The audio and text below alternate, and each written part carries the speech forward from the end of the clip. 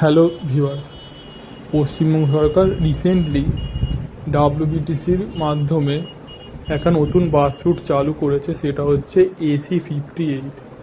এই বাসটা Sonarpur liver foundation থেকে ইকো স্পেস যাবে। কী রুট হয়ে যাবে? সোনারপুর লিভার হসপিটাল, তারপর সোনারপুর স্টেশন, এবং সেখান থেকে কামালগাছি, তারপর অজয়নগরের পর Ruby hospital, science city, Chingrighata, এবং তারপর উইপ্রো কলেজ মোড়। SDF হয়ে মাঝখানে SDF হয়ে কলেজ মোড় যাবে, এবং তারপর হচ্ছে টেকনোপলিস হয়ে নারকেল বাগান, টাটা মেডিকেল, ক্যান্সার হসপিটাল হয়ে ইকো স্পেস যাবে বাসটা। এই বাসের টাইমিং কি?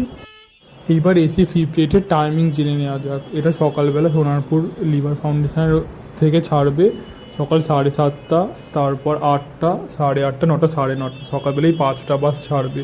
আর বিকেলবেলা একইভাবে 5টা থেকে 7টার মধ্যে আধ ঘন্টা পর পর বাসগুলো ছাড়বে ইকো স্পেস থেকে। ইকো স্পেস হয়ে তারপর নারকেল বাগান হয়ে, টেকনোপলিস হয়ে, কলেজ মোড় SDF হয়ে, তারপর নিকো পার্ক হয়ে, রুবি হয়ে সোনারপুর।